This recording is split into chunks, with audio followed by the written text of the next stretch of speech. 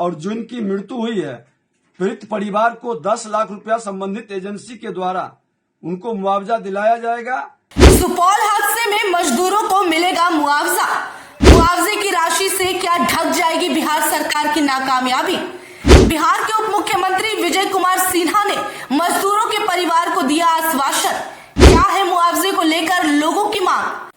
बिहार में कोसी नदी पर बन रहे सुपौल से मधुबनी को जोड़ने वाला सबसे लंबा पुल का एक हिस्सा गिरने से पूरे देश में इसकी चर्चा होने लगी। इसकी वजह यही है कि इस पुल के इस हिस्से के गिरने के कारण कई लोगों को क्षति पहुंची है। एक तरफ जहां एक मजदूर की मौत हो गई, वहीं दूसरी तरफ 10 गंभीर रूप से घायल है। बीते दिन सोशल मीडिया पर यह खबर ट्रेंड करता रहा।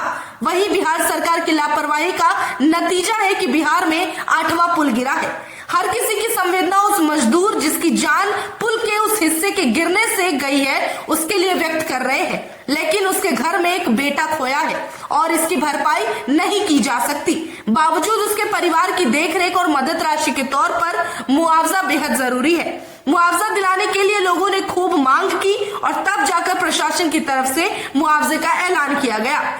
इसी को लेकर उप मुख्यमंत्री विजय कुमार सिन्हा ने दुख जताया है और ऐलान किया है कि मृतक के परिजन को 10 लाख रुपए एजेंसी द्वारा मुआवजे के रूप में दिया जाएगा, ताकि राशि उनके परिवार के लिए मददगार साबित हो। इतना ही नहीं, उप मुख्यमंत्री का कहना है कि उच्च स्तरीय जांच कराई जाएगी और जिनके खिलाफ कार्रवाई भी कराई जाएगी। एक बार आप उनके द्वारा बनाई गई उस वीडियो और दिए गए उस बयान को सुन लीजिए।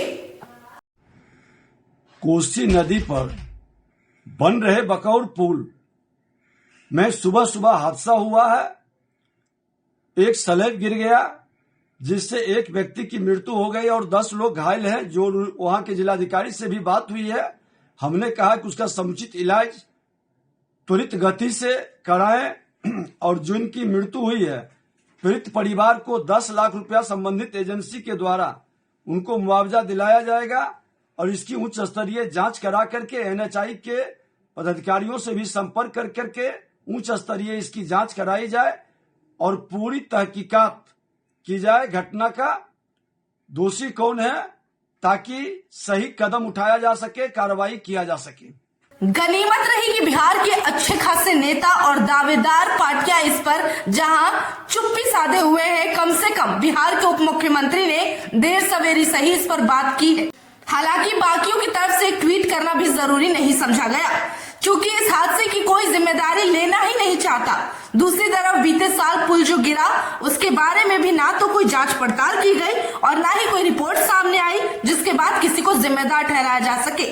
इतना ही नहीं, उस पुल को बनाने वाले संबंधित कंपनियों पर भी किसी ने सवाल नहीं उठाया।